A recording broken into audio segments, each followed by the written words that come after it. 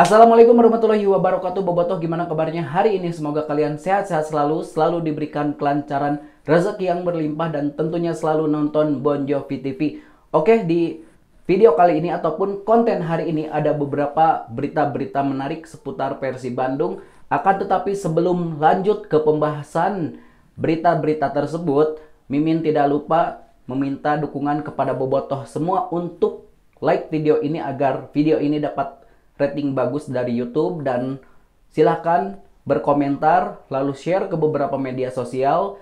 Dan yang untuk baru bergabung, Mimin minta subscribe dulu channel ini karena channel Bon Jovi ini akan membahas berita-berita seputar Persib Bandung maupun Liga 1 dan tentunya akan update setiap hari.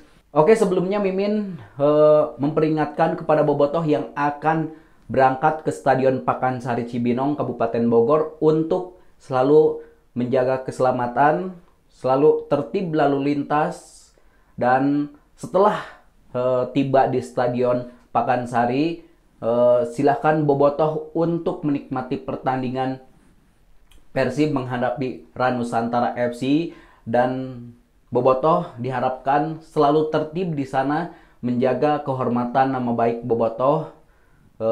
Karena Bobotoh ini sekarang sudah mulai dewasa, sudah mulai baik di mata-mata supporter yang lain, dan insya Allah Bobotoh akan menjadi supporter terbaik di Indonesia. Amin ya Allah ya Robbal Alamin. Oke, di pembahasan pertama Mimin hari ini adalah sempat diancam akan dicoret dari skuad Timnas Indonesia U20. Kakang Rudianto tampil bagus bersama Timnas di laga persahabatan melawan Fiji.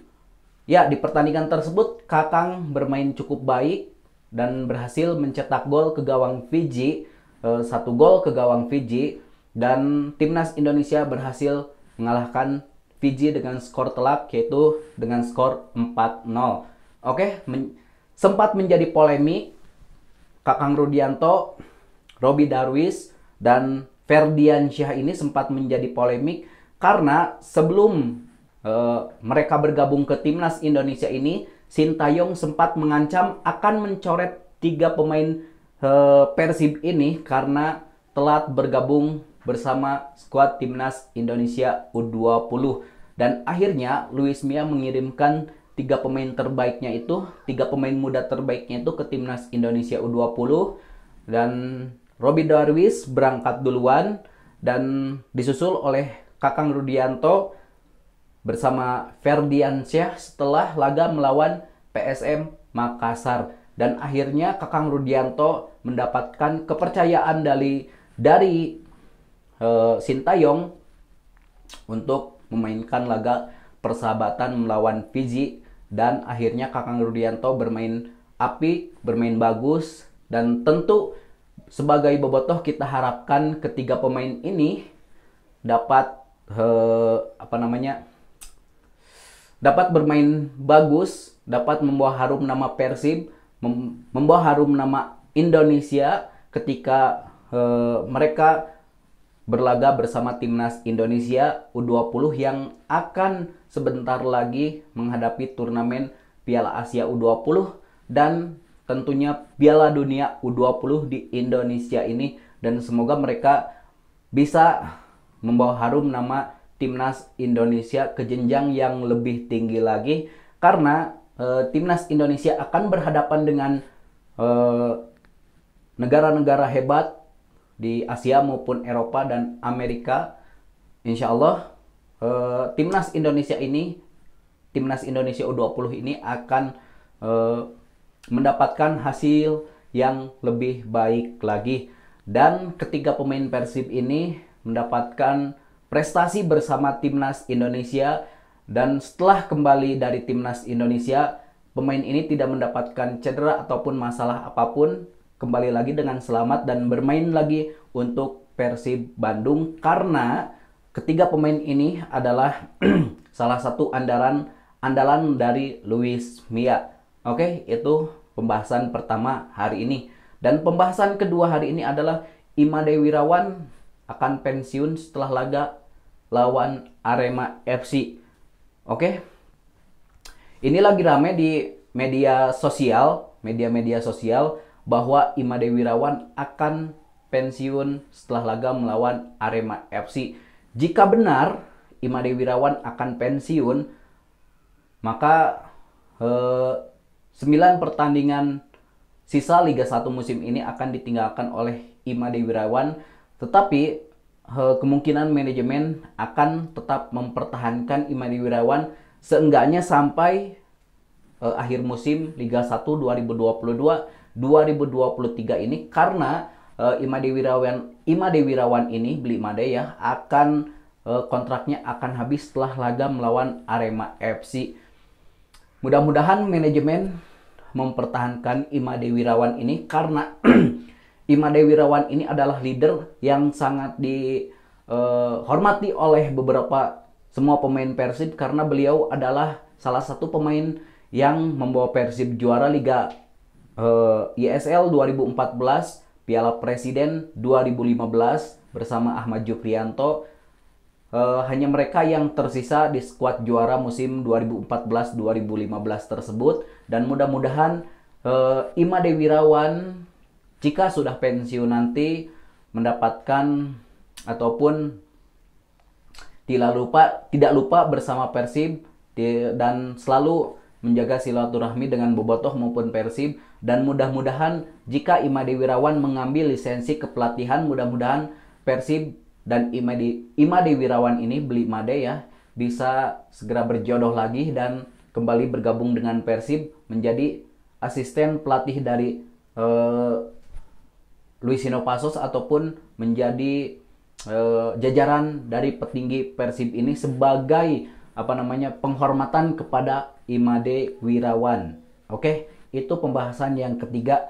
Dan pembahasan yang keempat dan pembahasan yang ketiga adalah David da Silva usung misi melawan Ranusantara FC ini untuk mempertahankan ataupun membawa kemenangan 3 poin untuk Persib Bandung. Oke.